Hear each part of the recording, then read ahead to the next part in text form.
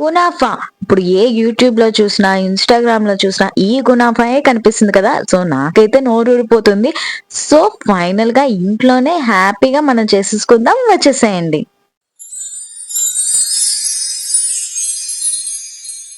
Next అయితే sugar syrup అయితే ready చేసుకుంటున్నాను. మీకెంత కావస్తే అంతే షుగర్ సిరప్ రెడీ చేసుకోండి. ఎందుకంటే మళ్ళీ నెక్స్ట్ కునాఫా మిక్స్ చేసేటప్పుడు షుగర్ పౌడర్ కూడా యాడ్ చేస్తాం కాబట్టి సో చూసుకొని సరిపడేంత షుగరే వేసుకోండి.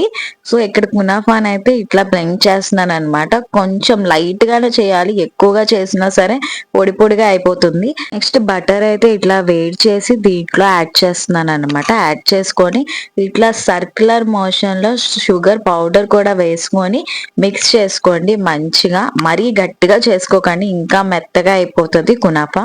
మిల్క్ అయితే స్టవ్ మీద పెట్టేసుకొని ఒక చిన్న గ్లాస్ లో కార్న్ ఫ్లోర్ అయితే యాడ్ చేసుకొని ఇట్లా మంచిగా మిక్స్ చేసుకొని కార్న్ ఫ్లోర్ పాలల్లో మిక్స్ చేసుకొని కొంచెం దగ్గర పడేంత వరకు కలుపుతా ఉండాలన్నమాట.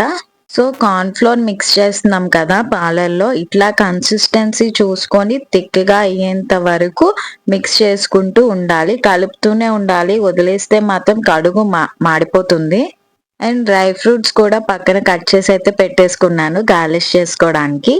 సో నెక్స్ట్ ఇలా చిన్న పాన్ తీసుకొని ఫస్ట్ బేస్ అయితే పెట్టుకుంటున్నాను అనమాట. ఇట్లా ఇందాక కలిపి పెట్టుకున్న కునాఫాని నెక్స్ట్ కన్సిస్టెన్సీ చూసుకొని మిల్క్ అయితే స్టఫ్ రెడీ చేసాం కదా, సో దాన్ని అయితే ఇట్లా పైన ఒక లేయర్ లాగా యాడ్ చేసుకుంటాను. సో ఎక్కువ యాడ్ చేసుకోండి, టేస్ట్ అయితే చాలా బాగుంటుంది.